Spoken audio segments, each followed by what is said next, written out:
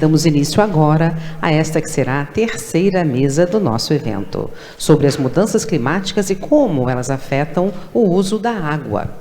O ciclo da água é diretamente afetado pelas mudanças climáticas e tem um impacto significativo na disponibilidade e distribuição dos recursos hídricos.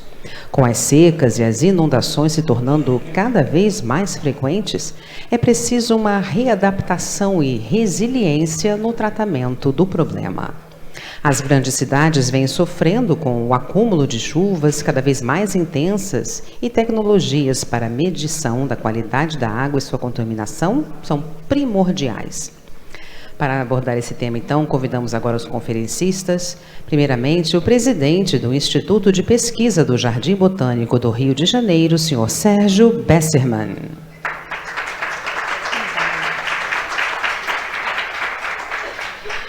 O especialista em meio ambiente da Firjan, senhor Jorge Peron.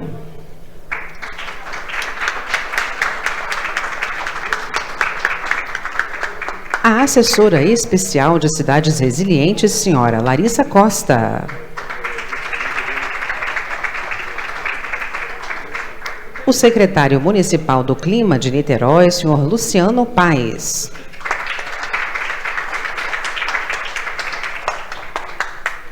Para moderar esta sessão, temos a satisfação de convidar a jornalista, diretora e editora da revista Plurare, senhora Sônia Araripe, com quem eu deixo a todos.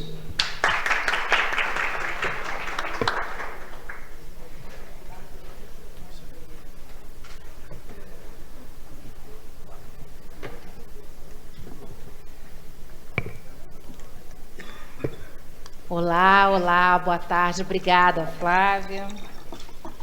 É sempre uma alegria. Eu sempre fico emocionada, viu, André? Eu sempre fico emocionada porque exatamente aqui nesse espaço, não há 8 anos, mas tem um tempo ainda da pandemia, então há mais tempo, né? 11 anos, há 11 anos. Então eu acompanhei desde o início. Alfredo Sirki sempre foi uma referência para nós. Eu brincava, dizia que era um guru, como o Sérgio, como o Jorge, Luciano e tantos outros, Aspásia, enfim, essa turma toda. E o Sirki sempre dizia assim, quando a gente se encontrava, eu dizia assim, o jornalista tem uma mania de achar que tudo está piorando, né, Sérgio? Sempre acha que está piorando, acho que é feito economista. O jornalista sempre acha que está piorando. E ele dizia assim para mim, não, Sônia, tem uma janela, tem uma melhora, vamos pensar que vai melhorar, enfim. Ele sempre dava esse viés. E eu acredito mesmo nisso, acredito. Quer dizer, comparado ao que a gente viu antes, comparado ao que já vivenciamos, eu acho que o viés... E a realização, André, a possibilidade de voltar a realizar o presencial, né, com um time tão relevante, com palestrantes tão relevantes, eu queria parabenizar vocês e a todos e agradecer a possibilidade de estar aqui. Para quem não me conhece, eu sou jornalista, Sônia Araripe, estou nessa trilha aí já há bastante tempo. Antes de chegar aqui na sustentabilidade, naveguei aí pelas principais redações, até chegar a Plurale. Plurale hoje em dia, deixou de ser um projeto, passou a ser uma realidade há 16 anos, está no site e também na revista. E a gente vai ter a possibilidade hoje de conversar sobre um tema com alguns dos maiores especialistas aqui, que é um tema tão essencial, né? Já acompanhamos, aí eu até anotei aqui, mas vocês, imagino, vocês sabem disso bem melhor do que eu, os últimos dados do Instituto Trata Brasil, eles mostram a realidade no Brasil e trazem um recorte aqui para o Rio de Janeiro, né? E o Rio de Janeiro melhorou muito, né, Sérgio? O Rio de Janeiro melhorou muito depois aí desse processo que a gente viu de privatização, enfim, mesmo ainda com a SEDAI também avançando. E quer dizer, água está associado, saneamento está associado à saúde, né? a melhora de vida das pessoas, né? É nisso que a gente acredita, é nisso que a gente almeja e sonha, né? E aqui, sendo a Casa da Indústria, Peron, lembrar desse episódio triste recente, né? Claro que não é responsabilidade da Firjan e nunca o é, né? Mas como é relevante, né? Essa questão da água criou realmente uma crise hídrica para todo o município, o entorno, né? Então, para trazer esse alerta para o tempo atual e mostrar que é preciso que todos nós estejamos sempre alertas e unidos e atentos para essa questão, né? Então, trazer também essa realidade. Eu queria começar, por favor, pela minha colega aqui do lado, que ela possa... A mecânica vai ser o seguinte, vocês se preparem, porque se vocês depois tiverem perguntas, a gente vai poder tomar as perguntas, eu vou receber aqui as perguntas e a gente vai ter um tempo ao final para que a gente possa fazê-las. Então, vocês fiquem aí ligados, que a gente vai poder. E a gente vai ter essa dinâmica, a gente vai conversar aqui um pouco e depois a gente vai ter o espaço para vocês. Por favor. Boa tarde a todos. Me chamo Larissa, né, sou assessora especial de Cidades Resilientes da Secretaria de Estado do Ambiente e Sustentabilidade. Primeiramente, quero agradecer o convite e a oportunidade de estar aqui, né, trazendo para vocês um pouquinho do nosso dia a dia, das ações que a gente vem trabalhando. Eu sou servidora do INEA desde 2014, então eu já entrei no INEA vivenciando a maior crise hídrica do Paraíba do Sul. Peron acompanhou de perto, né, todo o trabalho que a gente teve naquela época. Então eu já trago de cara essas imagens como uma resposta, né? Uma imagem vale mais do que 1000 palavras, uma resposta de como a mudança do clima ela afeta significativamente a questão da água.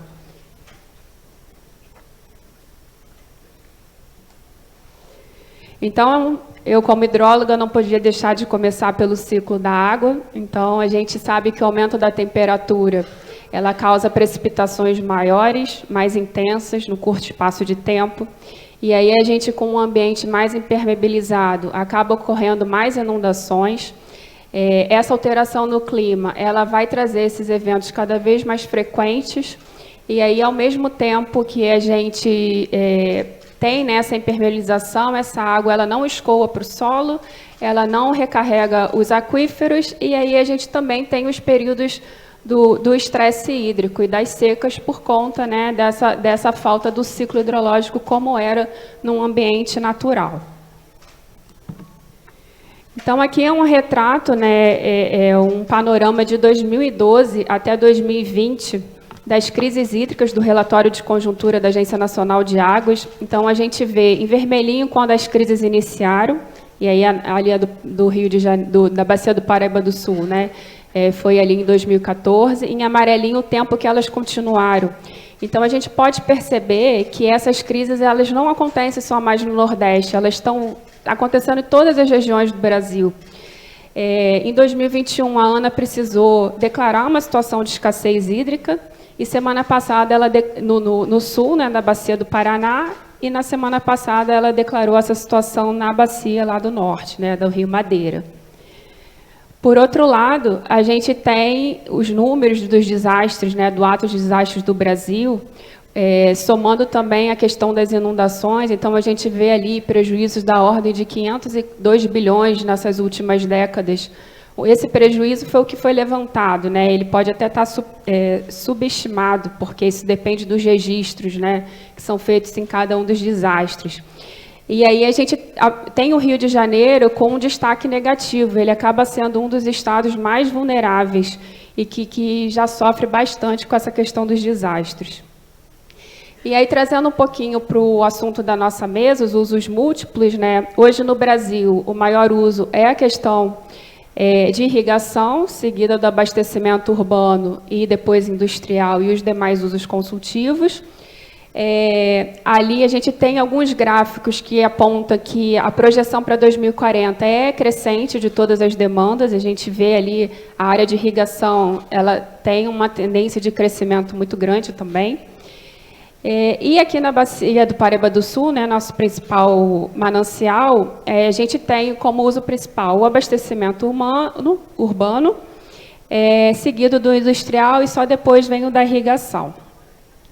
Trouxe isso para falar um pouquinho com vocês sobre cada um dos usos, né? Então, o abastecimento urbano, ele é totalmente dependente da disponibilidade de água em quantidade e qualidade. Então, a gente tem que se preocupar com esse aumento da demanda, porque ela é originária do aumento da população, da urbanização, da política de saneamento, até dos incrementos de consumo que a gente pode ter de acordo com a temperatura global, né? O aumento da temperatura, a gente pode vir a ter que consumir mais água. Então, existe uma série de medidas de adaptação que a gente precisa estar preparado, ações de oferta hídrica, né, com foco na segurança hídrica, uma maior capacidade de reservação, de adução de água, demanda hídrica, né, ter soluções de reuso da água, aproveitamento de água de chuva, diminuir as perdas dos sistemas de abastecimento. É preciso, e muito importante, né, esse cenário que a gente tem atualmente das concessões, da melhoria da coleta e tratamento de esgoto, porque nos momentos de escassez, se a gente tem uma qualidade ruim das águas, isso prejudica e causa uma vulnerabilidade maior, né? No setor de irrigação, o padrão da precipitação, ele aumenta a necessidade de irrigação, pode vir a aumentar a necessidade de irrigação, né, dependendo da cultura, né, do cultivo que se pratica em cada um dos lugares.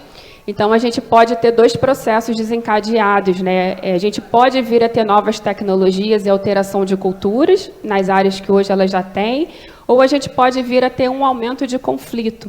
E aí, sim, a gente precisa de uma atuação mais próxima dos comitês de bacia para gerenciar esses usos múltiplos da água, né? Então, esse setor ele precisa pensar em melhorias da previsão, então é preciso conhecer qual vai ser a disponibilidade de água para planejar melhor o tipo de cultura, métodos mais eficientes em tecnologia, manejos mais eficientes, infraestruturas também para garantir essa água e conservação do solo. A gente aqui da indústria, né? A gente está aqui na Firjan. Tem muitas soluções que foi o que a gente acabou praticando na época da emergência, né? Então, as indústrias elas precisam estar preparadas, né? Pensar em ter a indústria sofre com o mesmo problema do abastecimento, que é a disponibilidade de água. Então, ela já tem que ter isso mapeado, ela tem que ter os seus planos de contingência, ela tem que investir mais em usos racionais, ela tem que pensar em novas fontes de água, dependendo da localização que essa indústria está, né, no local que ela está instalada, práticas de reuso da água e aumento de reservação. E a gente tem, né, a energia hidráulica como a mais representativa da nossa matriz elétrica hoje no Brasil, e ela também é dependente da disponibilidade de água. Então, a gente ainda não tem uma tendência, a gente tem tendências, mas ainda não sabe bem o que vai acontecer em cada região do Brasil. Mas existe uma tendência que não é muito conclusiva, mas que possa vir a ter uma redução da disponibilidade no norte, e aí é exatamente onde o setor elétrico tinha previsão de crescimento. Aqui pelo sudeste, a gente ainda não tem conclusivos, né, se vai ser um aumento ou uma redução da disponibilidade. Então, de fato, a gente realmente precisa, né, ter cada vez mais um monitoramento e pensar nessas medidas de adaptação também para a questão energética, no tocante à geração de energia hidráulica. Então, eu não podia deixar de falar aqui sobre o conceito de segurança hídrica, né? Hoje a gente falou muito sobre isso na parte da manhã. É um conceito recente, né? De 2014, a ONU começou a falar sobre essa palavrinha, né? De juntar e reunir ações que a gente já trabalhava para o uso da água. Em 2019, a Agência Nacional de Águas elaborou o Plano Nacional de Segurança Hídrica e trabalhou a segurança hídrica em 4 dimensões. Em 2021, o Estado lançou o Programa de Segurança Hídrica, o Tiago e a Ana falaram um pouquinho de manhã aqui sobre ele. E aí a gente trata, eu gostaria de frisar, que a segurança hídrica, muitas vezes a gente pensa só na questão da oferta, né, de a gente ter água. mas o nosso conceito ele é bem mais amplo. Ele trata também os riscos associados aos efeitos. Então, a gente trata as secas, trata as inundações, os acidentes ambientais. A gente dividiu a segurança hídrica em 3 pilares. O da oferta hídrica, onde a gente tem essa questão de aumento da disponibilidade e redução da demanda, né? A gente trabalha ações nesse sentido. O dos riscos associados às águas, que a gente trabalha ações no sentido das secas, inundações e a proteção das infraestruturas já existentes, tanto as barragens para usos múltiplos, tanto para controle de inundações, e a qualidade ambiental, que a gente trabalha esse viés de restauração e conservação dos mananciais. Eu quis destacar também aqui o recente Plano Nacional de Recursos Hídricos. Ele traz um subprograma que ele trata essas medidas de adaptação às mudanças climáticas. Então, tem uma série de ações que a gente precisa perseguir, né, nesse horizonte de planejamento até 2040, para a gente ter uma gestão adaptativa dos usos múltiplos da água. Eu trouxe aqui para vocês também algumas das ações, né, da SEAS e do INEA em andamento. Nesses 3 pilares, né, a gente tem no tema segurança hídrica, a gente tem hoje o PROSEG, que ele reúne informações de ações e projetos que são desenvolvidos aqui no Estado pelo poder público, pela iniciativa privada, pelo terceiro setor. Existe um portfólio das ações que estão em andamento, dos projetos que estão em andamento. Ele tem como orientador o Plano Estadual de Segurança Hídrica, que vai ser o nosso documento de planejamento no horizonte até 2043, como a Ana falou de manhã. Na linha de restauração florestal e proteção de mananciais, a gente tem um programa PRO-PSA, que ele trabalha pagamentos por serviços ambientais. Então, ele trata de ações juntos aos produtores rurais que tenham boas práticas, que pensam no tocante às mudanças climáticas. E aí, dentro desse programa, eu destaquei dois projetos, né? O Conexão Mata Atlântica, que vem restaurando diversos hectares de Mata Atlântica aqui no Estado. O Conexão Mata Atlântica é um investimento do GEF, né, o Fundo Global de Meio Ambiente. O Florestas do Amanhã também é um outro programa de restauração, que é recursos do governo de Estado, mais de 400 milhões foram investidos do Fundo da Mata Atlântica. E agora ele vai entrar numa segunda fase, numa parceria com o BNDES, do programa Floresta Viva. Então, isso tudo é para a gente atingir a meta que foi pactuada de reflorestamento no âmbito do Estado, né, da Mata Atlântica. O outro programa é o Pacto pelas Águas, que ele teve como produto os mananciais de abastecimento, que foi um produto que visa identificar áreas prioritárias para a recuperação e restauração e proteção dos mananciais. Então, esse documento ele está disponível e ele é um importante instrumento para orientar as ações de recuperação. Na questão das mudanças climáticas, a gente lançou agora, em julho, o Portal de Mudanças Climáticas, para dar mais transparência das ações que o Estado tem feito na questão de mitigação e adaptação. E a gente teve a primeira reunião do Fórum Estadual de Mudanças Climáticas, Fórum Rio de Janeiro de Mudanças Climáticas, né? O Tiago até comentou de manhã também, que é a oportunidade das pessoas estar participando e ter voz e a gente poder cada vez mais unir esforços e construir junto, né? O Rio Clima, ele vai ser um produto que está em andamento também, para revisar o Plano Estadual de Adaptação. Então, vai ser uma importante oportunidade da gente escutar todos os setores e ver como que cada um pode traçar suas estratégias no tocante às mudanças climáticas. E, para concluir, eu não podia deixar de falar das soluções baseadas na natureza, né? Hoje eu estou lá na Secretaria de Estado com essa missão de uma construção de cidades mais resilientes. Então, a gente está traçando estratégias para fortalecer os municípios, para que a gente consiga ser mais resiliente. A gente sabe que as ações têm que ser local.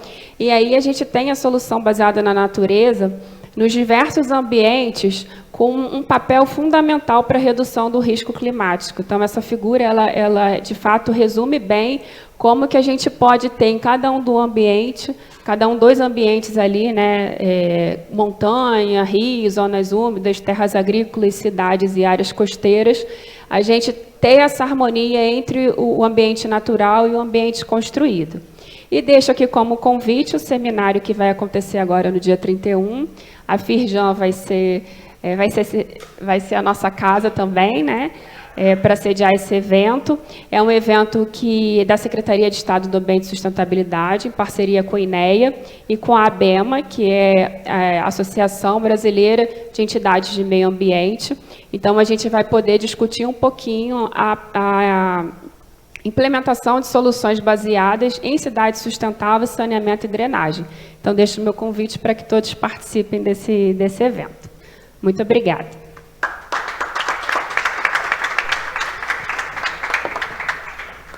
Muito obrigada, Larissa.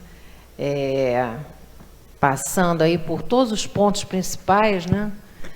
Mostrando, e aqui eu já estou aqui pensando na minha cabeça, André, como é que a curadoria é interessante, né?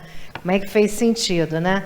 A Larissa abrindo com esse cenário, o Jorge vai nos falar um pouco sobre a indústria, o Luciano traz o exemplo de um município, um dos municípios, mas um município que é referência em soluções baseadas na natureza, e o Sérgio Bessema encerrando aqui, fazendo uma amarração aqui, como ele sempre faz, sensacional. Então, Jorge, por favor, cenário da indústria. Obrigado. Bom, boa tarde a todas e todos. Sejam super bem-vindos aqui à Federação de Indústria do Rio de Janeiro. É sempre uma honra para a Firjan receber, né, um público presencial. É muito bom ver sempre esse auditório cheio, né, para tratar de temas de tanta relevância. Agradecer inicialmente aqui o André Esteves pelo convite, né? Dizer que a Firjan, desde sempre, né, ela é apoiadora dessa iniciativa maravilhosa que é o Cidades Verdes, e cada ano que passa está cada vez mais difícil dizer não para o André quando ele nos apresenta o projeto, né, do evento do Cidades Verdes. Então, cada ano ele e a equipe, né, se superam e apresentam uma proposta cada vez mais interessante, cada vez mais atual, cada vez mais rica, né, cada vez mais própria para essa relação de cidades com sustentabilidade. E como eu falo, fica cada vez mais difícil, né, negar ao Instituto Onda Azul e todos os realizadores do evento a possibilidade da Firjan ser a host, né, e ser a apoiadora institucional, né? Então, eu aqui, enquanto federação, eu estimulo, né, a outras instituições que estejam presentes, que estejam eventualmente na dúvida de apoiar a edição de 2024 do Cidades Verdes. Eu nem sei o tema, né, mas com certeza ela vai acontecer aqui nesse mesmo local, aqui na Firjan. Então, agradecer mais uma vez o convite que foi feito, agradecer a oportunidade da Firjan continuar fazendo parte desse processo, parabenizar a organização, a toda a equipe dedicada à organização desse evento, que, como eu falei, cada ano ele se supera. Saudar aqui os companheiros aqui de painel, né, a Larissa, Luciano e o mestre Sérgio Bessema. Eu, na verdade, não sei vocês, mas eu estou aqui para assistir a palestra dele, né? Vou falar menos possível para dar mais tempo para ele para falar. Agradecer a Sônia também pela moderação e pela preparação que ela vai fazer, intermediação que ela vai fazer. Bom, depois dessa bola, né, que a Larissa levantou, e assim tem muita informação relevante, né, sobre segurança hídrica, qual é o papel, efetivamente, da indústria nesse processo? Eu vou começar por um ponto que a Larissa trouxe, né, bem oportuno, que foi exatamente a oportunidade que nós tivemos entre 2014 e 2016 de refletir e de reestruturar o que nós entendíamos como segurança hídrica. Fazendo olhando, né, para o passado, a região sudeste do Brasil, ela teve a sua primeira situação de restrição hídrica entre os anos de 1954 e 1955. Né? Foi desse momento que surgiu exatamente a transposição do Rio Paraíba do Sul para a então capital brasileira, que era o Rio de Janeiro, né, para abastecer a capital brasileira. A criação do Complexo Light também é dessa época, e também a construção da maior estação de tratamento de água bruta, né, do mundo, que é a ETA Guandu.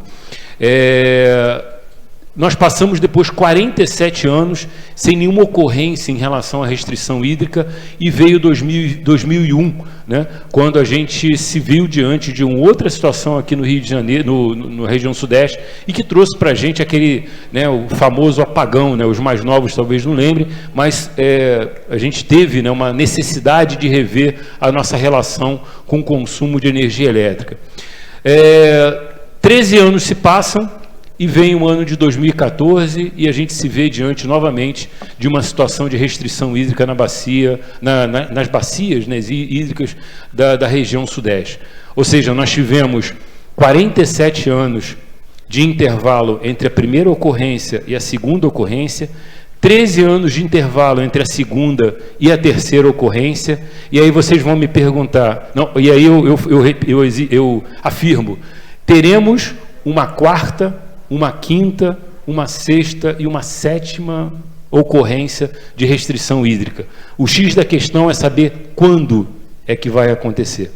Né? Já está contratado, né? Uma quarta, uma quinta, uma sexta. Agora, quando é que vai acontecer, a gente ainda não sabe. E essa é uma informação relevante para quem planeja política pública, para quem executa política pública e para quem depende de água para sobreviver, seja para consumo próprio, seja para a operação das suas atividades. Dessa última experiência, né, o que a indústria aprendeu? A indústria, dada, né, as condições estruturais da política nacional e da política estadual de recursos hídricos, a indústria não é um ente prioritário em caso de restrição de abastecimento hídrico. Em caso, a política estadual, a política federal, nacional e a política estadual definem claramente, em caso, né, de crise, a prioridade é o abastecimento humano e a dessedentação de animais, ou seja, a indústria não faz parte da lista de prioridades no abastecimento em caso de crise. Então, a indústria precisa se preparar, precisa dar passos à frente para buscar alternativas à rede convencional de abastecimento. E aí, a partir daí, qual é o papel que a Firjan tem assumido desde 2015? 2015 nós lançamos, né, contratamos junto à Coptec um estudo, né, que fala sobre segurança hídrica na região metropolitana do estado do Rio de Janeiro.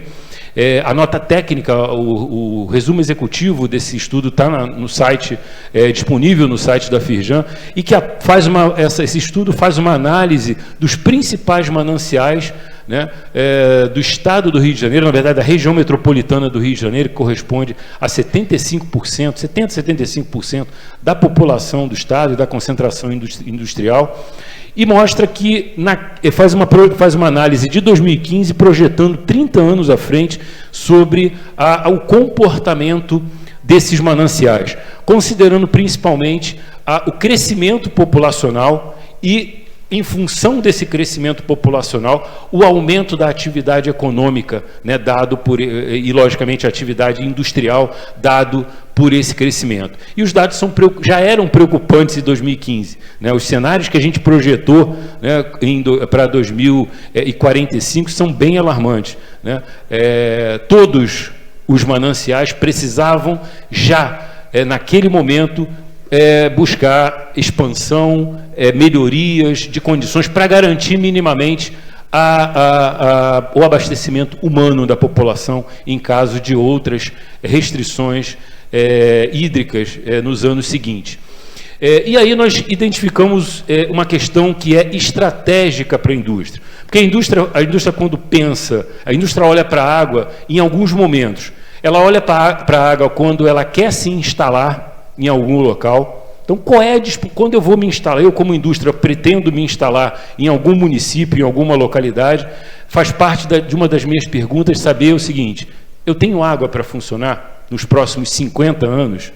Então, eu, indústria, quando eu vou me instalar, eu preciso de saber quanto eu tenho de disponibilidade de água. Depois, quando eu estou operando, logicamente, eu preciso dessa água. E a gente, a partir daí, começou a entender que água é um elemento estratégico para a indústria, né? E a indústria passou a enxergar a água como, definitivamente, a água como um elemento estratégico para a sua instalação, para a sua operação e para a continuidade do seu negócio nos 30, 50 anos à frente. E a conclusão, né, de uma avaliação rápida, né, mais criteriosa, que a Firjan fez com um conjunto bastante relevante de empresários, era que a indústria do Estado do Rio de Janeiro necessitava, olhando para a sua competitividade, olhando para a sua existência nos próximos 30, 50 anos, buscar fontes alternativas de abastecimento. Fontes alternativas de abastecimento quer dizer, eu não posso ficar dependendo única e exclusivamente da água que chega na minha porta através das concessionárias.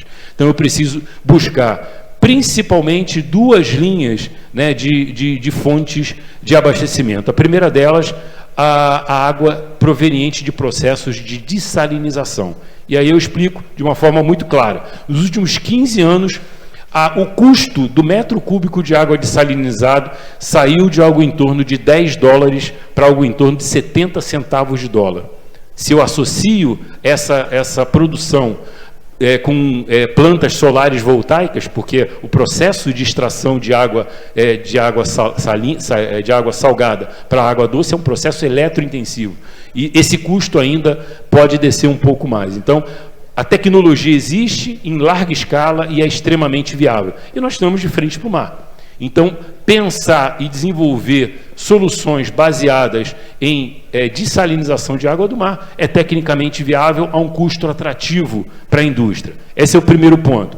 E a segunda linha de fontes alternativas de água é o que finalmente a gente vê a Águas do Rio, né, sendo protagonista nesse ponto aqui no Rio de Janeiro, que é pensar na produção de água não potável, mas na produção de água adequada para o uso industrial a partir da operação de estações de tratamento de esgoto sanitário.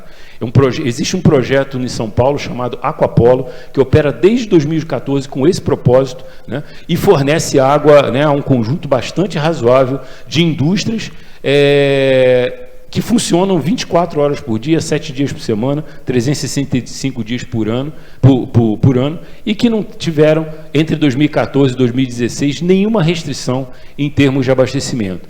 Então, nós aprendemos muito nesse processo, da última restrição hídrica que nós tivemos aqui no estado do Rio de Janeiro, na bacia do Paraíba do Sul, e esse processo nos trouxe conhecimento sobre futuras crises que com certeza a gente vai enfrentar, mas que com certeza a indústria vai enfrentar essas crises de uma forma mais estruturada e com alguns passos um pouco mais à frente. E o que, enquanto Federação de Indústrias, nós temos apoiado a indústria a desenvolver nos últimos anos, são exatamente essas linhas de fontes de abastecimento de água, para que a indústria entenda que ela não é um ator prioritário em abastecimento de água, principalmente nos momentos de crise, e que ela continue operando e continue existindo, mesmo em cenários onde exista, né, restrição de fornecimento de água para a indústria.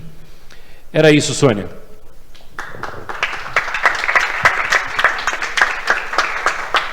Muitíssimo obrigada, Peron. Contar já para vocês que na Plurale a gente conta várias histórias, né? E algumas dessas histórias, nos últimos 2, 3 anos para cá, passaram a ser esses estudos de caso, né, que a gente chama. Essas experiências de indústrias, de empresas, nesse sentido, reaproveitamento de água e de salinização, quer dizer, esse é um tema cada vez, que bom, né? Cada vez um tema mais frequente, eu fico muito feliz. Luciano Paz, o Luciano é secretário do Clima, eu acho que foi o primeiro município, depois vieram outros, né? Mas foi o primeiro município a ter um secretário de Clima, né? A ter esse chapéu, essa importância com esse viés. Ele vai nos falar um pouquinho. Eu não sou de Niterói, mas eu sou fã de Niterói. Luciano. Muito obrigado, Sônia. Queria agradecer essa mediação aqui tão qualificada que você está fazendo nesse painel. Obrigado. Agradecer ao André, Instituto Onda Azul, por ter trazido mais uma vez, né, para esse debate tão importante, necessário, dentro de uma casa tão importante, necessária como é a Firjan, nesse processo. Saúdo também nosso amigo Peron aqui, né? É importante todos os apoiadores que você vem conseguindo aglutinar, né, nessa proposta. Então, em nome da Firjan aí, saúdo a todos, né? Parabenizar o trabalho fundamental que Larissa tem desenvolvido também no governo do Estado, Larissa. A gente que já se conhece desde o Comitê de Bacia, né? E Larissa sempre muito guerreira nessa proposta ligada à questão climática. E o que falar de Sérgio Bessermann, Sônia? É difícil, né? Difícil falar, porque a gente vai ter que gastar aqui meus 12 minutos para falar dessa referência internacional que muito me honra de poder estar do lado aqui, poder sempre contar, tanto em Niterói quanto também na vida pessoal. Parabéns, Sérgio, pelo grande e importante trabalho que você desenvolve. Isso, vou falar dele. Bom, como Sônia falou, eu fui o primeiro secretário em nível municipal dedicado às mudanças climáticas do Brasil. A gente foi criado em fevereiro de 2021. E, nesse sentido, de lá para cá, Sônia, infelizmente, ainda a gente não tem nenhuma gestão municipal de primeiro escalão, com uma secretaria dedicada exclusivamente à questão climática. A gente tem alguns exemplos, como aqui a cidade do Rio de Janeiro, não tirando o mérito do trabalho que desenvolve na questão de clima, né, mas está sempre associado ao meio ambiente. Em algumas outras cidades pelo Brasil afora a gente acompanha, ligadas também à área de urbanismo, mas uma secretaria dedicada às mudanças climáticas, tão importante, né, nesse cenário atual, que tanto Larissa e Peron já trouxeram para a gente aqui, ainda não tem. Niterói inovou a gestão pública, é o que eu quero passar para vocês hoje. Mas quero passar com foco especificamente no debate que está sendo realizado ao longo do dia aqui, que é sobre água e energia, né? Então, eu concentrei minha apresentação em especial para esses dois pontos, água e energia. E aí trago para vocês rapidamente, quem não conhece Niterói, né? Niterói está colado aqui com a capital, com a segunda maior região metropolitana do país, né? Niterói é uma cidade compacta, para vocês terem uma comparação rápida, né? Rio de Janeiro tem 6,5 milhões de habitantes, Niterói tem 500 mil habitantes, mais densamente povoada, e você ter 56% do território da cidade dentro de unidades de conservação, eu não preciso nem falar do que a gente está falando aqui sobre água e energia, né? Então, isso foi muito fruto de um crescimento nos últimos 10 anos desse percentual de florestas protegidas na cidade. A minha secretaria em especial está responsável por mais uma unidade de conservação que a gente vai criar no bairro mais adensado da cidade, que é Icaraí. Então, até o final do ano, o prefeito lança mais uma unidade, aumentando um pouquinho esse percentual também de proteção. Fundamental para a gente pensar em água, certo? Então, preservar as florestas, ampliar todo o processo de restauração ecológica é fundamental, em especial para uma cidade que não tem água. A gente precisa captar de Cachoeira de Macacu no sistema Imunana Laranjal. Então, para nós, é uma coisa fundamental de trabalho. Ainda há pouco, Sônia estava conversando sobre o Parque Orla Piratininga, né? Alfredo Sirquis, eu estava com a Ana Borelli ali no café também conversando. Hoje, trazendo um pouco aqui a importância que Larissa trouxe dentro da sua apresentação sobre soluções baseadas na natureza, a gente não tem hoje condição de pensar uma cidade se você não trouxer a natureza para dentro do processo de decisão, né, de toda a construção errada que fizemos da expansão urbana, principalmente ao longo do século XX. Então, Niterói está construindo o maior parque urbano em soluções baseadas na natureza do Brasil, né? Então, convido a todos a irem lá já, alguns trechos já estão lançados, né? Ainda a gente não finalizou, mas finalizaremos até o final do ano. E o Parque Orla Piratininga, além de ter, por exemplo, todo um processo, né, equipamentos urbanos, né, como decks de contemplação, piers e por aí vai, você também tem ali todo um processo de macrófitas, com fitorremediação, com jardins filtrantes, com bacias de sedimentação, onde a natureza, de fato, é a solução dentro de um processo de construção urbana, né? No passado, a gente lembra bem, tinha montanha, a montanha atrapalhava, por exemplo, um caminho, uma estrada, vamos fazer um túnel, vamos perfurar, vamos tirar a montanha. Se aquele rio ali é importante a gente ter, por exemplo, o processo urbano do lado, a gente retifica, retiline, e aí a gente concreta ele, né, para a gente poder fazer a cidade no seu entorno, sem respeitar faixas marginais de proteção e por aí vai. E hoje não, a gente percebe que isso foi uma medida errada, né? Uma medida importante naquele momento, mas errada. Então, as soluções baseadas na natureza estão sendo muito bem desenvolvidas lá pelo governo da cidade de Niterói, né? Ganhamos o prêmio Firjan, né? Então foi importante, e diversos outros prêmios também, não tão importantes como o da Firjan, que para nós é o mais especial possível, né? Mas obrigado, né, pelo esse reconhecimento, porque ele é fundamental e é fruto de um trabalho que vem sendo desenvolvido nesse slide, por exemplo, né? Trouxemos também aqui, nessa temática do painel, a questão do esgotamento sanitário. Então eu estou, parece que quase fazendo uma cópia, Ctrl+C, Ctrl+V, do que Larissa apresentou. Isso é importante porque mostra muito como a gente trabalha de forma muito bem articulada academicamente, não só, mas também de forma pragmática. E Niterói se destaca, mais uma vez, no cenário do estado do Rio de Janeiro e em nível nacional também, né? Então está dentro hoje a cidade com o maior tratamento de esgoto do estado do Rio de Janeiro, então bem na frente, né? Então saltou aí, fez um salto, por exemplo, em nível nacional também muito grande, saiu da 23ª posição para a 4ª posição esse ano, né? Então a gente mesmo lá na Baía de Guanabara, né, Larissa, quando a gente estava lá, a gente conseguiu destravar o Fundo Estadual de Recursos Hídricos e começamos a fazer um trabalho muito forte, pesado, de ligação das casas nas comunidades, nas favelas, na rede de coletora de esgoto. Temos 9 estações de tratamento de esgoto na cidade de Niterói. Então, a gente consegue, por exemplo, também atingir essa população mais vulnerável no que diz respeito a mudanças climáticas, né? E aí, lembrando, então, a gente criou a primeira secretaria em fevereiro de 2021. Na sequência, a gente construiu todos os instrumentos de gestão, né, porque são fundamentais para terem um processo de governança bem amplo, são fundamentais de estarem dentro do processo decisório. Então, a gente criou o Fórum das Juventudes e Mudanças Climáticas, o Fórum Municipal de Mudanças Climáticas, o Comitê Intersecretarial, que são 10 secretarias de governo envolvidas nessa temática. Também fizemos a Frente Parlamentar do Clima, que é uma parceria entre o Legislativo e o Executivo, para poder promover as ações de governo se transformem em ações de Estado, né, especificamente. Não está aqui nesse slide, me avisaram, mas o IPCC de Niterói, na qual eu tenho a honra de poder participar aqui, junto com o Sérgio Besserman.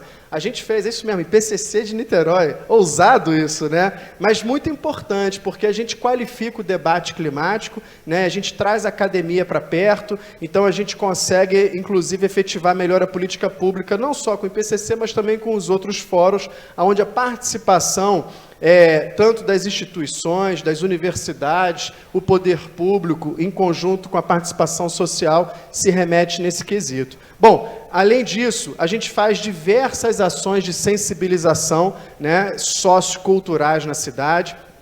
Esse é um exemplo, por exemplo, Desafio Solar Brasil, essa edição de 2023, a gente juntou 20 universidades brasileiras, tiveram diretamente envolvidos 850 alunos lá, foi agora, no mês de agosto, e lá os alunos constroem esses barcos, colocam placas solares em cima, placa solar, por exemplo, ligada ao motor, eles fazem competição na Baía de Guanabara, né? Então, no ano passado foram 14 universidades, esse ano a gente conseguiu 20 universidades, 20 equipes, equipes, né, do Brasil inteiro, estavam lá em Niterói, mostrando então que uma mobilidade sustentável é possível, mostrando que, por exemplo, a importância da academia, o desenvolvimento do esporte, o desenvolvimento, por exemplo, cultural, dentro dessa transição que a gente precisa passar dentro de um processo muito maior no que diz respeito à construção de uma política pública ligada a mudanças climáticas. Falando de energia, rapidamente, além da questão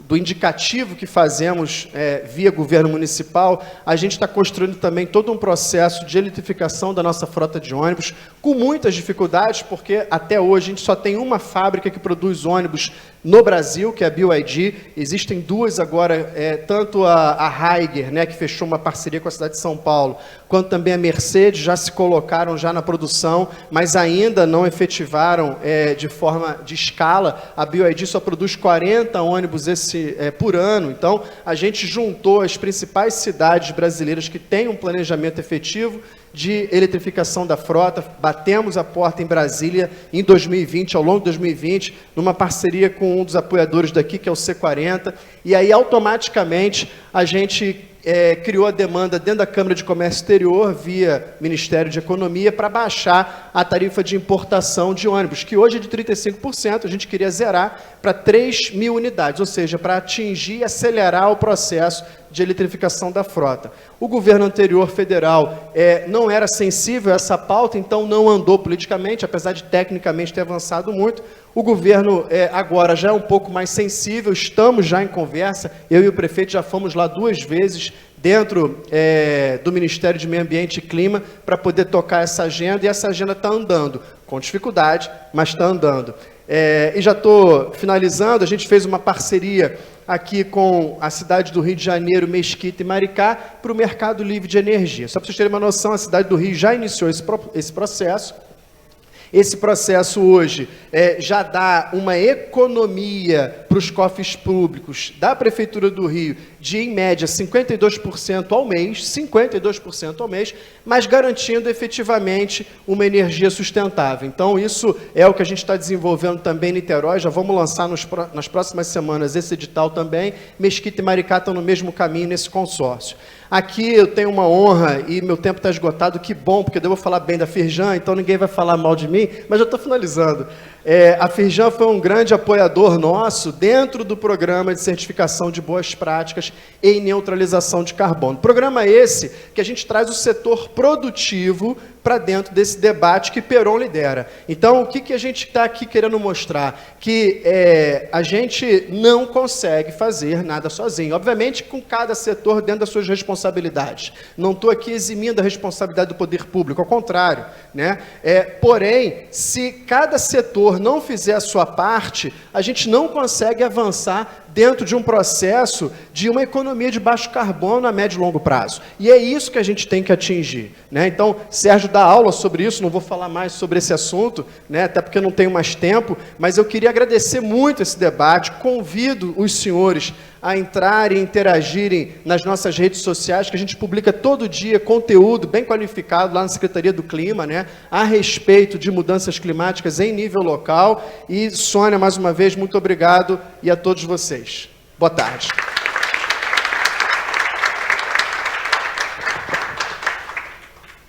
O melhor do mundo para os moderadores é conseguir cumprir o tempo, porque o moderador não precisa nem ficar cobrando. A Flávia falou assim para mim, Sônia, atenção no tempo. Nem precisa, Flávia. Gente, olha, estão me pedindo para mostrar para vocês, nesse QR Code, vocês têm aí o número do WhatsApp, ou aponta o celular aí para o QR Code e manda as perguntas. Eu já estou recebendo aqui, tá? Já tem várias perguntas aqui. E vamos depois fazer. E agora a gente tem a honra de ouvir o Sérgio Bessima. O Sérgio Bessima a gente não precisa nem apresentar. Também tem essa vantagem. Uma mesa qualificada dessa, não precisa nem ficar apresentando. Mas eu tenho um orgulho de dizer que o Sérgio Bessima é meu amigo. Mais do que guru, inspirador, ele é meu amigo. E o Sérgio vai nos brindar aqui com as suas palavras aí. Por favor, Sérgio. Bom, em primeiro lugar, obrigado a todos por estar aqui, parabéns e obrigado ao André pela organização, mais uma vez, de Cidades Verdes. Quando vai chegando em Cidades Verdes, eu começo a olhar, ficando esperando o meu convite. Se não vier, eu vou me perguntar, o que eu fiz de errado? Um agradecimento também ao Jorge, à Firjan, que corajosamente tem enfrentado temas como esse, apoiado iniciativas como essa. Ontem estava como presidente e o presidente da Casa Firjan, corajoso debate com o sociólogo, professor de Caxias.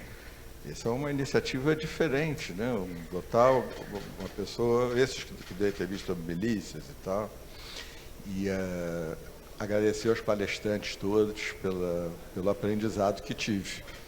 Ao Jorge sobre a indústria aqui no Rio, Larissa, não preciso falar, e ela trabalha com a Ana Ast, que é filha de um colega de BNDES. Então, quando a gente vê a filha de um colega fazendo essas coisas junto com a Larissa, de um lado dá um sentimento maravilhoso, de outro lado, rapaz, quanto tempo passa.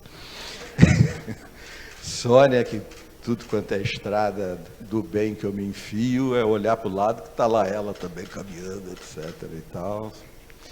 E o Luciano não foi, para mim, uma palestra igual às outras, porque a palestra foi igualmente brilhante, mas eu já conheço tudo, fico interessadíssimo. E é um parabéns. Olha, tem muito mais coisa do que ele mostrou. É um trabalho exemplar para as cidades brasileiras. Eu vou aproveitar o meu tempo. Vocês não vão gostar da minha palestra. Eu não gosto. Mas tem que ser feito. Em 31 anos atrás, quando na Rio 92 a Convenção Quadro de Mudanças Climáticas é criada e define-se 2 graus Celsius de aumento da temperatura média do planeta até 2100 como imperativo, o argumento não era as coisas que a gente conhecia. Na verdade, havia muito pouco dinheiro para pesquisar o sistema Terra, biologia, física, etc. E as ferramentas tecnológicas eram diferentes. O argumento, no documento, ratificado por todos os chefes de Estado, a maior reunião de chefes de Estado de toda a história humana, o argumento era o princípio da precaução.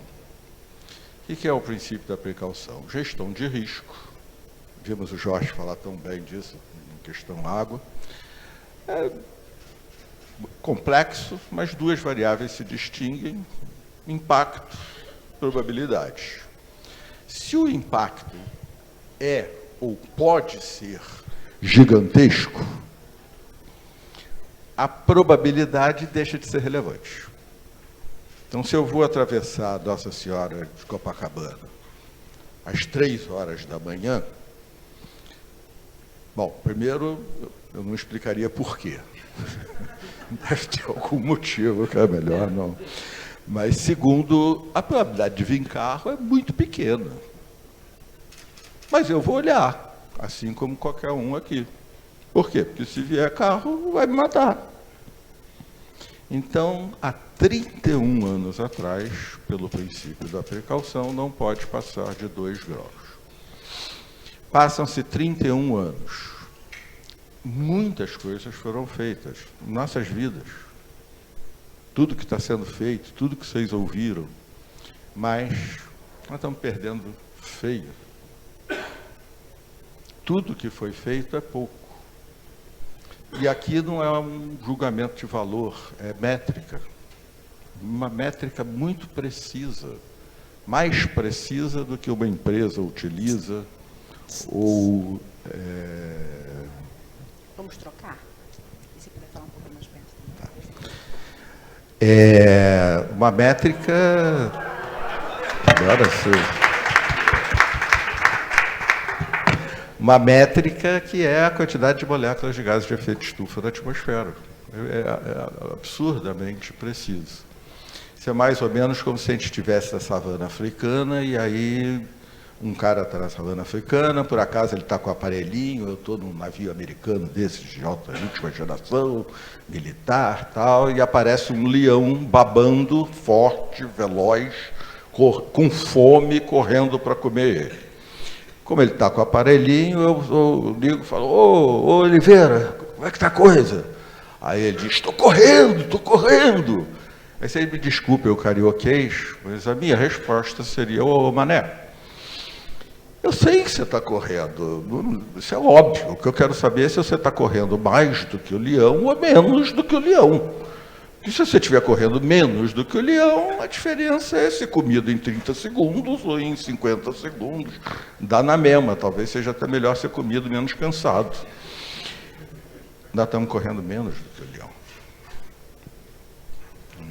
O ano em que nós mais vamos colocar moléculas de gases de efeito estufa da atmosfera, de todos os tempos, é 2023. Em seguida será 2024. E saímos de Glasgow dizendo que as emissões, para a gente ter chance de 1,5, teriam que ser 43% menores em 2030. Vamos pensar em 2 graus. A luta é por 1,5, mas é impossível, gente. E, no entanto, 1,5 é que é o correto. Já não dá mais. Então, que seja, em vez de 43, tivesse que ser 30% menores. 5 anos para fazer isso. Olha o tamanho da crise financeira. Esses são ativos que micam. Ativos que estão nos fundos de multimercado, que estão no balanço das empresas, etc., que perde valor, acabou. É muito fóssil, etc. Tal. Se a gente cumprir a meta, que custo enorme. Se a gente não cumprir a meta, o custo é 10, 20, 30 vezes maior. O relatório do IPCC, a R6, que é o que todos utilizamos, que foi de uma contundência extraordinária, lembram disso? Já era. Ele é só um relatório de estado das artes da ciência, tem dezenas de outros. Inclusive, do IPCC é o mais conservador, como não podia deixar de ser, ele trabalha para governos. E também, como ele é o balizador, ele tem que ser como a ciência, conservador. Não pode arriscar de dizer alguma coisa, só pode dizer quando... Então, a situação é muito grave. Água e clima, ecologia. Conhecimento, estudo da casa. Nossa casa é o planeta Terra, mas todos sabemos que o planeta Terra é basicamente água. O fenômeno climático mais relevante do planeta é a temperatura das águas do Oceano Pacífico. Pode estar aquecida, El Niño, neutralidade, ou esfriada, Laninha. É desse jeito que eu vou terminar, falando de água nos nossos corpos e de medidas a serem tomadas para depois de amanhã. Mas antes vamos falar de questões globais. Quando eu digo que o relatório já era, não é que ele já era, um relatório maravilhoso, mas os eventos que ocorreram, todo relatório do Estado das Artes e das Ciências tem que marcar a data. O AR6 é 2020, basicamente final de 2019, porque senão ele pode ver um paper pessimista e não ver um otimista, então... Os eventos no mundo de 2020, 2021, 2022 e principalmente o primeiro semestre de 2023 permitem a gente sugerir, mas está todo mundo observando isso, só que eu não estou falando aqui como cientista, estou falando como economista, que economista pode falar qualquer coisa mesmo. Então, cientista só pode falar quando tem a pesquisa. Já saíram papers. Na Nature saiu um paper importantíssimo dizendo que o sistema climático do planeta já se rompeu. E eu vou citar mais 2 igualmente preocupantes. Então eu poderia até falar como cientista. Mas a sugestão básica, se eu puder explicar, é a seguinte. 1,5 grau, a partir de 2018, 2 graus, que é o Tratado de Paris. É a média. Não pode passar dali porque começam a acontecer coisas cujo custo é o carro me atropelar na Nossa Senhora de Copacabana. Mas é uma média que a gente, como conhece pouco as coisas, esses são os gráficos que a gente vê do IPCC, de qualquer relatório, a gente transforma numa curva normal de probabilidade. Quando a gente conhece muito o assunto, a curva não é normal. A cauda maior, mais gorda ou mais magra, é a linguagem que a gente usa para isso. Os eventos desses anos nos sugerem que deu ruim. A chance maior é que fosse 2 graus. Mas deu ruim. Podia ter dado um pouco de sorte, pouco provável. A gente rompeu um equilíbrio dinâmico, a gente acabou com uma época geológica. O Holoceno, acabou. A época mais estável do clima nos últimos 600 milhões de anos. A época que permitiu o surgimento da civilização. Nós acabamos com ela. Nós não vamos entrar num novo normal. A situação não é uma situação de... Tem o planeta Terra assim, agora tem o planeta Terra 2 graus mais quentes, e aí vamos todos nos adaptar, vamos ver como é que fica. Não. O que nós fizemos foi quebrar o equilíbrio dinâmico do sistema Terra. Até ele readquirir um equilíbrio dinâmico são milênios, se der tudo maravilhoso, séculos talvez, que a gente pode tirar carbono da atmosfera no futuro com mais eficiência, alguma coisa assim. Nós vamos entrar num período de um monte de coisas acontecendo. Mais de uma vez aqui no Cidade Verde, vou dar uma aceleradinha, mas vou pedir 2 minutinhos, tá? Eu gosto de usar uma frase, que André já ouviu mais de uma vez, Sônia também. Nos anos 70 a gente dizia, pensar global, agir local. E eu costumo dizer, continua tão importante ou até mais do que daquele tempo, mas agora precisa de um complemento. Pensar global, agir local, pensar local, agir global. Então, deixa eu dar só um exemplo fundamental para o Rio de Janeiro e Niterói. Elevação do nível do mar. Para mim, e para muitos cientistas, não todos, é o principal problema. Mais do que eventos climáticos extremos, mais. Por exemplo, a indústria, a intrusão nas águas lá do canal foi uma emergência gigantesca do canal de São João. Temos esses cenários todos, descobrimos que ficar esperando a média é uma bobagem, quando tem um evento extremo, tudo acontece muito antes da média. Economista tem dificuldade com isso, porque a gente trabalha com a média, mas passamos a ver. E tínhamos uma grande preocupação, que é uma das grandes questões. Os mantos de gelo da Groenlândia e do Polo Sul, agora a neve derrete no verão e a água se infiltra. Tem frestas e tem rios muito maiores que o Paraíba do Sul. Tem Pocinha e tem lagos maiores que a Baía de Guanabara. Tem 5 quilômetros de gelo.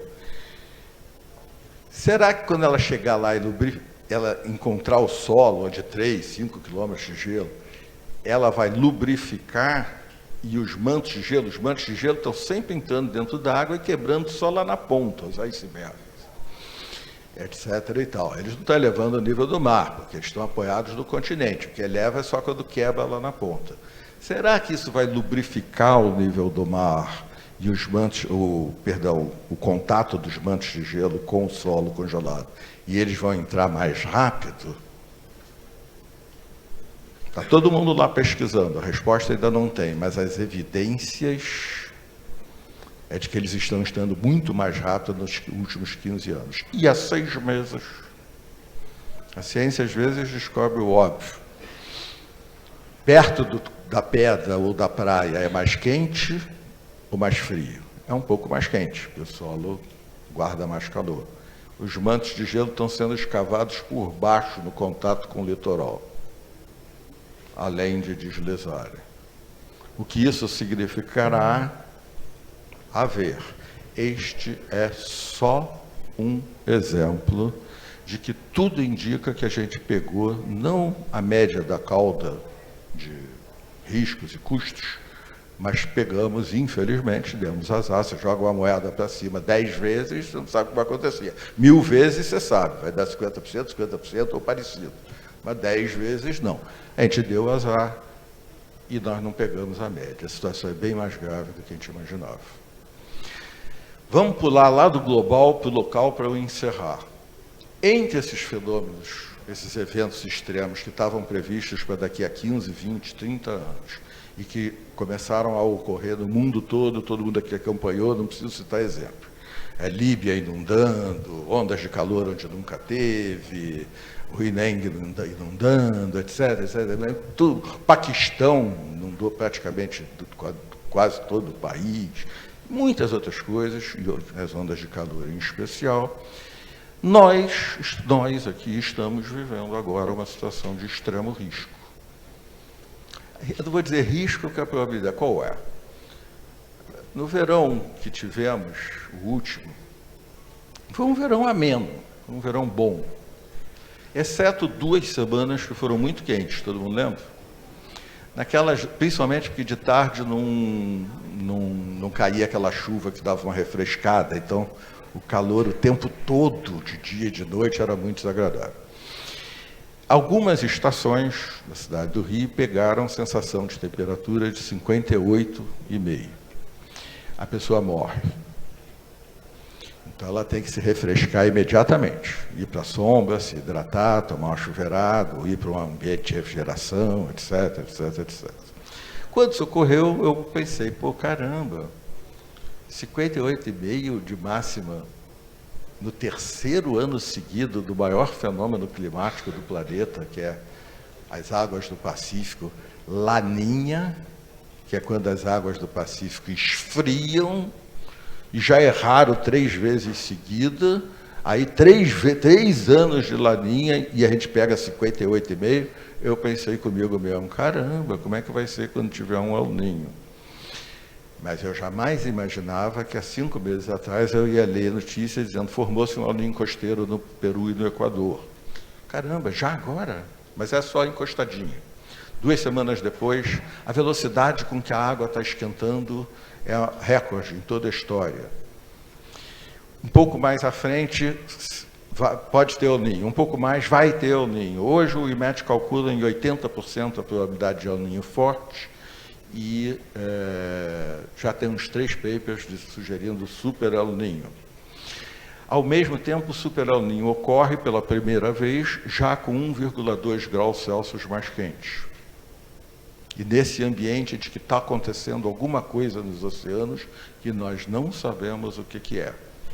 As águas do Atlântico Norte estavam no verão, na temperatura mais elevada dos últimos, atenção, 180 mil anos. Não havia estação, mas se das várias formas de estimar da ciência convergem, é porque o resultado é provável. O que é que vai acontecer aqui?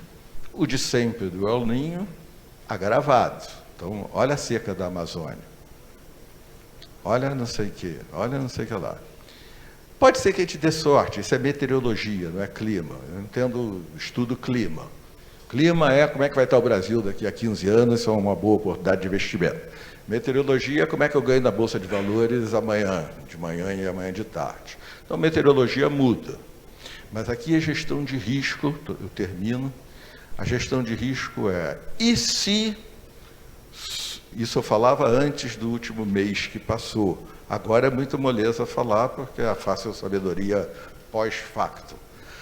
E se, com esse El Niño, tivemos 58,5, se com esse El Niño, já vamos ter mais, e se sobre esse mais vier uma dessas ondas de calor inesperada, como a que a gente teve no final do inverno, e foi um calor insuportável. Imaginem essa mesma onda de calor em janeiro ou fevereiro. Em 2003, uma onda de calor, naquela época a gente não tinha o que a ciência chama poder de atribuição. Então, a gente não sabia dizer se era ou não o aquecimento global. Mas uma onda de calor em Paris matou 10 mil pessoas, quase todos idosos. Se isso acontecer aqui, e nós não fizermos nada, nós estamos sujeitos a uma tragédia. E o que tem para fazer não é caro, é informação e coesão social. Idoso perde o sensor de hidratação. Eu, por exemplo, já perdi o meu totalmente. Essa é na média, no meu caso é um caso extremo. Eu passo 2 semanas tomando cafezinho e morro desidratado antes de sentir sede. Então tem que tomar por disciplina. Mas quer salvar 10 mil em Paris ou se prevenir para o verão? Televisão, redes sociais, etc. Idosos, hidratem-se. Tem um amigo idoso, tem um parente idoso, telefona para ele. Tá tudo bem? Tudo bem. Hidrate-se, não esquece não, hein?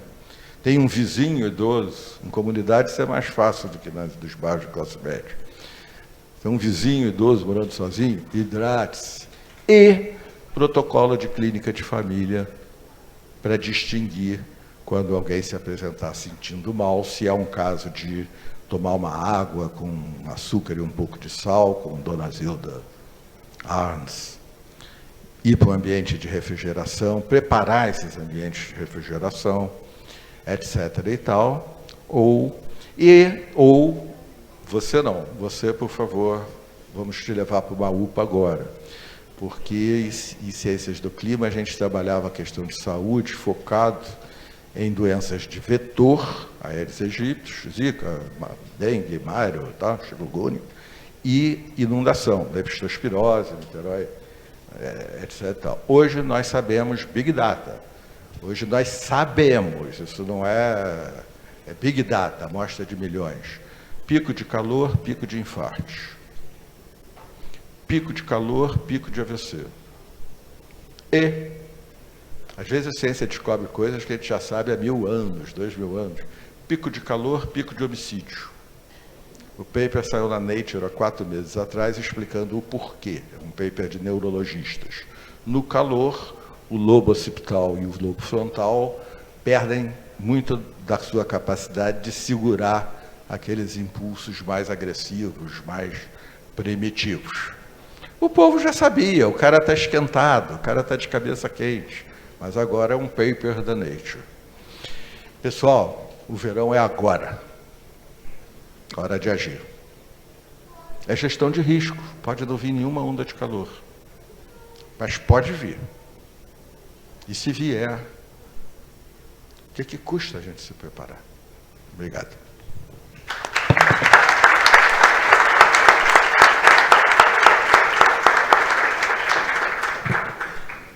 Obrigada, Sérgio. Olha, muitas perguntas chegando, eu vou tentar aqui editar, porque é muita coisa. Tem uma pergunta aqui para a Larissa, interessante, querendo saber se vocês têm acompanhado, né, a dinâmica muito de cada um, do papel de cada pessoa, né, da conscientização da população. E aí não tem nome, né, mas diz aqui, a pessoa na Zona Sul toma o banho e deixa a torneira ligada. Então, isso eu acho que é interessante para a Larissa pegar. E depois tem uma para o Sérgio, e para o Luciano, e também para o Jorge. Sim, a gente precisa fortalecer o papel da comunicação, né? A gente tem, dentro das nossas ações, a gente tem pautado isso como uma das prioridades, a gente já fez diversos portais para dar transparência nas ações que a gente faz.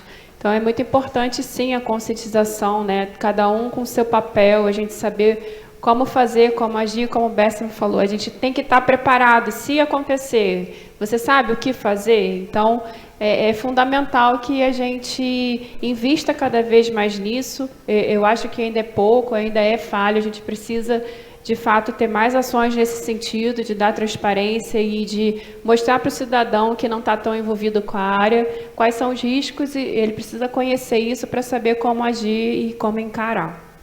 Obrigada. Jorge, para você, a pergunta é minha. Quer dizer, a Firjan, como esse polo, né, como esse centro, esse think tank, né, tem procurado disseminar essas práticas para as indústrias e mostrado os caminhos, compartilhado estudos, enfim, o que vocês têm feito nesse sentido? Esse é o nosso principal papel, né? Não só de gerar informação, mas de compartilhar, gerar informação de qualidade e compartilhar informação não só com o público empresarial. As universidades, a população de uma forma geral, ela faz parte do nosso público de interesse. O Sérgio falou que ontem, né, ele esteve lá na Casa Firjan. A Casa Firjan é exatamente o nosso espaço, nosso principal espaço de contato, de relacionamento, de disseminação de informação para o público não empresarial, né? A Casa Firjan tem o propósito de olhar a indústria do futuro e preparar o futuro da indústria. E o futuro da indústria passa necessariamente pela academia, passa necessariamente pela relação com a sociedade, né? Então, gerar informação de qualidade, disseminar essa informação, compartilhar essa informação é um dos principais alvos, né, da Firjan, através do SESI, né, na educação básica, através do SENAI, na educação técnica, através do IEL, na educação executiva, né? Então, e através da Casa Firjan, que é uma representação forte do SENAI, mas olhando aí a tecnologia e a inovação também. Obrigada. Luciano, para você, a pergunta, a pessoa comenta, né, que Rio de Janeiro e Niterói têm sofrido cada vez mais alagamentos, principalmente quando ocorrem chuvas torrenciais, né? Dessa forma, quais são as políticas públicas e as soluções para captar e drenar melhor essa água das chuvas pluvial? Sônia, isso aí é um desafio gigante, né? Porque a gente construiu as cidades na mesma cota altimétrica que o mar, né? Grande parte delas, né? A maior parte da população brasileira, perto de 80% da população brasileira, está nesse eixo costeiro. E, obviamente, né, trazendo aqui a fala que nosso professor Sérgio Besserman falou, obviamente, a gente vai ter uma elevação do nível do oceano que vai impactar diretamente a essa área costeira, né? Não sabemos quando, mas sabemos que vai acontecer. Então, os municípios costeiros precisam se preparar, né? Obviamente. Lá em Niterói, a gente está fazendo a nossa parte. Lá em Niterói, inclusive, a gente tem uma parceria muito grande com a academia. A Universidade Federal Fluminense lançou um desses papers da Nature, inclusive desse grupo de estudo que está conosco lá no Fórum Municipal, né? E eles fizeram uma grande oficina de dia inteiro preparando, né, todo o colegiado do fórum para a gente poder discutir a política pública nesse sentido. A gente tem feito, Sônia, obras pontuais de macrodrenagem. Em Niterói, por exemplo, há 10 anos atrás, uma chuva torrencial, quando você tinha uma maré de Cisija, lua cheia, isso gerava um problema catastrófico para a cidade ficava 2, 3 dias embaixo d'água, a região oceânica era um grande problema. Quem conhece Niterói hoje sabe que continuamos com chuvas fortes e torrenciais, mas a quantidade de alagamentos, pontos de alagamento diminuiu muito, e também o escoamento. Isso é fruto de obras de macrodrenagem.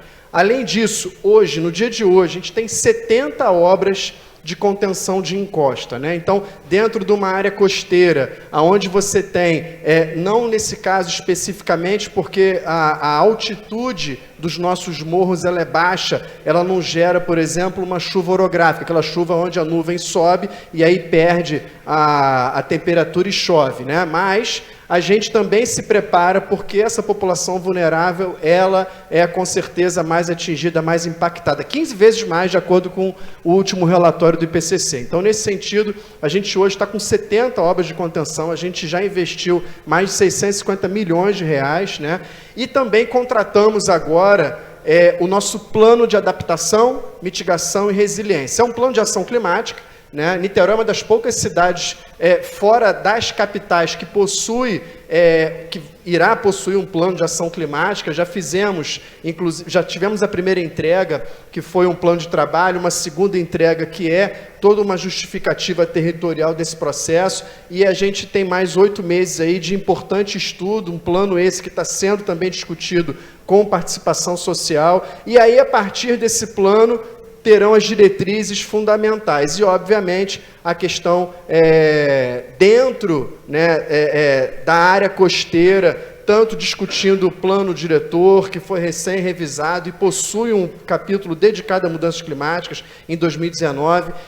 Estamos discutindo agora a lei de uso e ocupação do solo na Câmara dos Vereadores, e também essa discussão está indo para lá. Ou seja, a gente tem que dar não só, por exemplo, massa crítica para os nossos fóruns de governança, mas também participar desses fóruns coletivos aqui, que são fundamentais, onde os diversos setores trabalham em conjunto para a gente adaptar, porque a gente vai ter que adaptar. O que o Sérgio falou é pura verdade. Não existe mais como a gente, por exemplo, mesmo ao mitigar, existe uma inércia de carbono que vai se manter em constante crescimento na atmosfera. Já estamos chegando a 420 partes por milhão. Então, isso é uma coisa que era um limite que deveria ser um tipping point importante para a gente reduzir e não conseguimos reduzir. Então, a ideia agora é adaptar as cidades, e essa pergunta foi muito importante. Obrigada, Luciano. Sérgio, muitas perguntas chegando, mas eu não queria encerrar sem falar um pouco sobre o teu trabalho atual, que é o Jardim Botânico.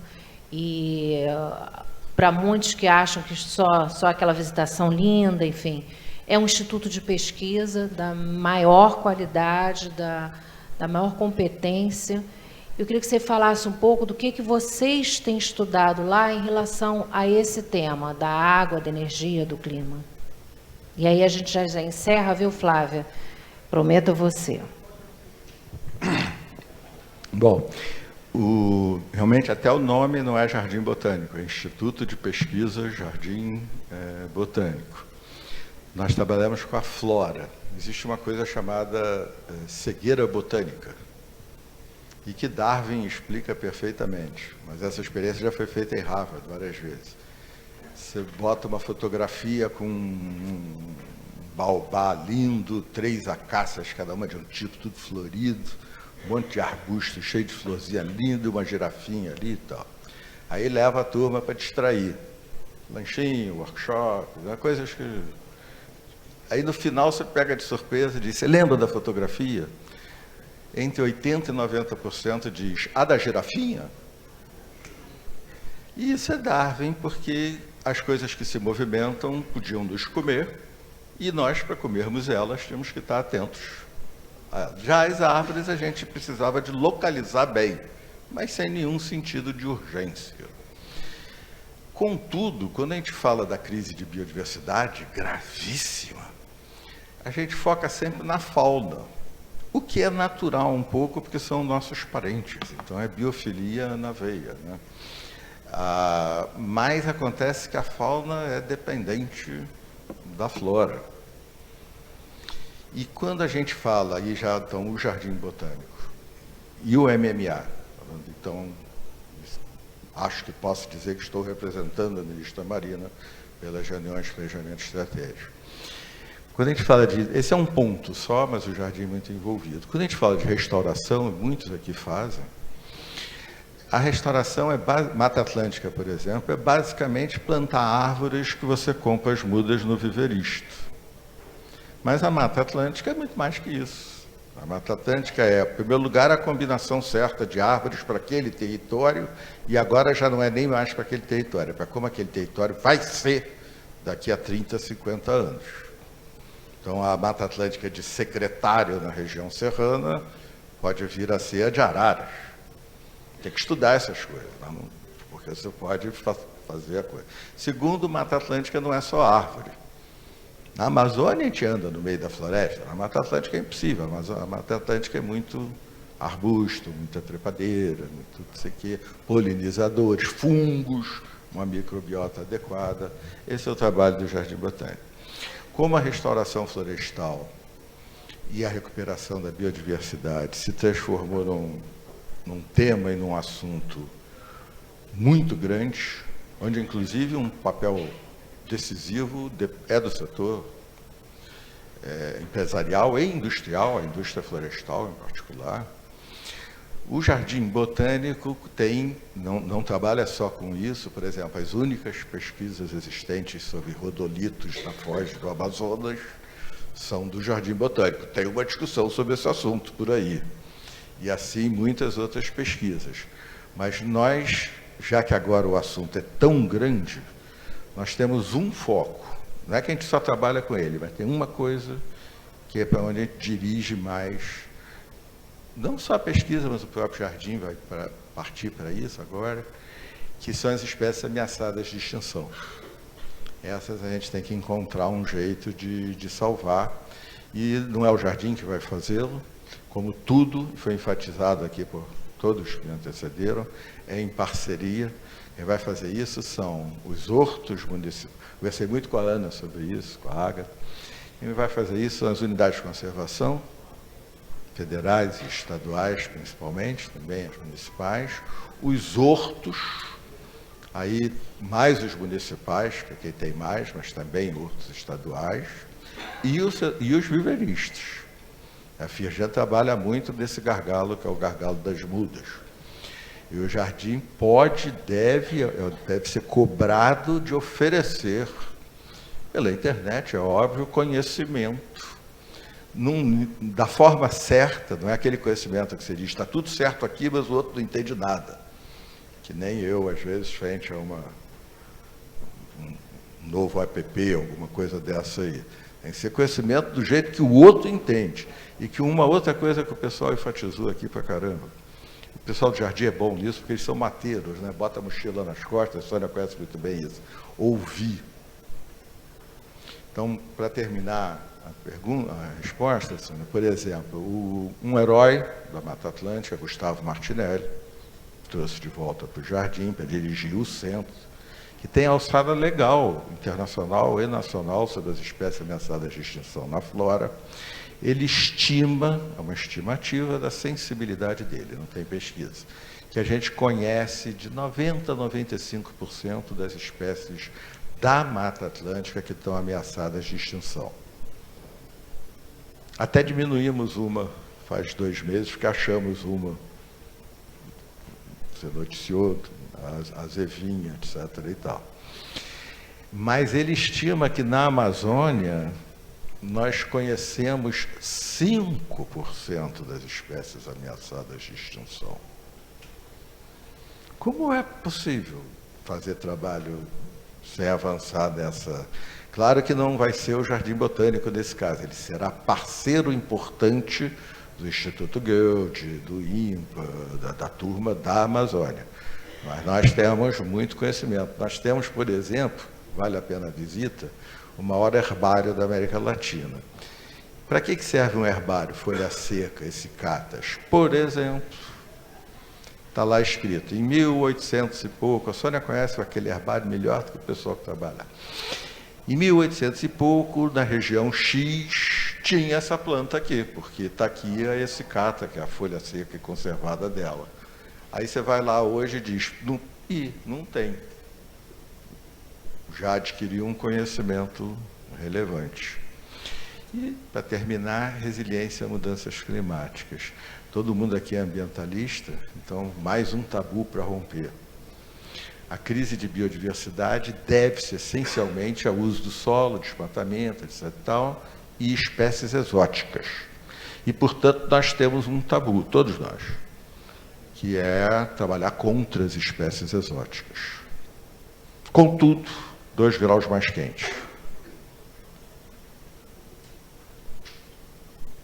Então, uma coisa que um amigo meu chamou de migração ambiental, que é algo que só poderá ser feito com uma quantidade de conhecimento enorme, senão vai ser besteira, mas nós vamos ter que fazer. Nós vamos ter que levar espécies de onde elas estão para lugares onde elas nunca estiveram, com conhecimento suficiente para garantir que elas não irão parasitar, mas que é o único lugar onde elas poderão sobreviver. Ok, só teremos que fazer isso, como disse o Luciano, a gente não sabe os tempos exatamente, daqui a X, Y, Z, mas o conhecimento para isso tem que começar agora, senão quando chegar o tempo X a gente não sabe o que fazer e vai fazer bobagem. Esse é, junto com a Embrapa, que trabalha com a parte de agricultura, o Jardim Botânico é um dos motivos que temos, cariocas e brasileiros, para nos orgulharmos e esverdecer o coração. Maravilha, obrigada. Obrigada, André, obrigada, público, pelos meus amigos aqui. Foi uma alegria. Muito obrigada.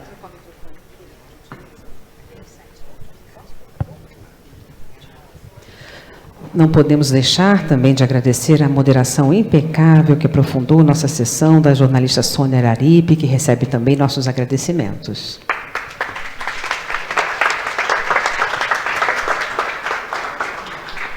Nosso anfitrião, André Esteves, já está no palco para a fotografia, registrando esta terceira mesa do primeiro dia do Cidades Verdes 2023. Nós aproveitamos para retificar que o senhor Jorge Peron é o gerente de sustentabilidade da Firjan.